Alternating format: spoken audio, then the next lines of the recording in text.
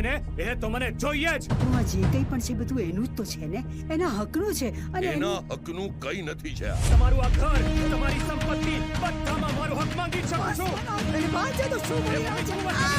હું હસમુખ ગુણવંતરાય આચાર્ય મનોજ હસમુખ આચાર્યના નામનું નાહી નાખું છું.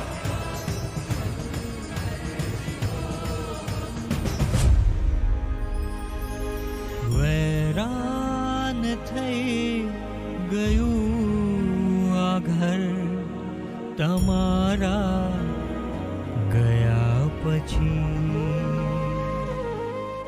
પાયાના પથ્થર જેવો ખડતલ માણસ આ પ્રોફેસરની આંખમાં મેં પહેલી વાર આંસુ જોયા છે ને એ પણ તારા કારણે. કોને કહું હું દિલની વાત તમારા ગયા પછી.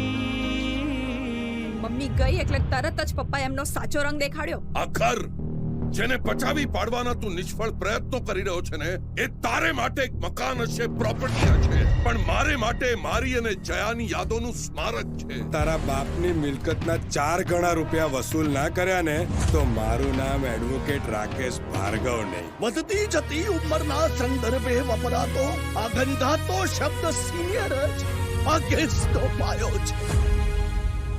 આજની રાત એ ડોસા ડગરાઓને માટે ભારે હશે, બહુ ભારે. હવે તો કરચિયાળા કુરુક્ષેત્રમાં આર પારનું યુદ્ધ લડવું પડશે. ભેગા મળીને આ યુદ્ધ લડવું પડશે અને લડીને આ યુદ્ધ જીતવું પડશે.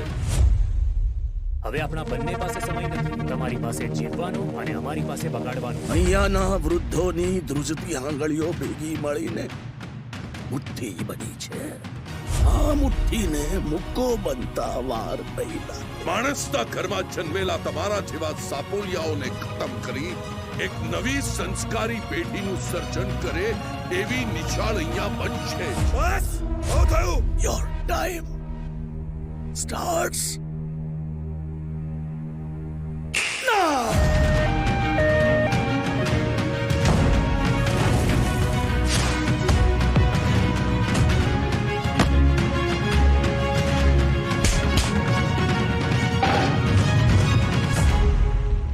હવે જો વળતી જિંદગીએ અમારા જોયેલા સ્વપ્નની આડે આવ્યા છો ને ખતમ કરી નાખીએ.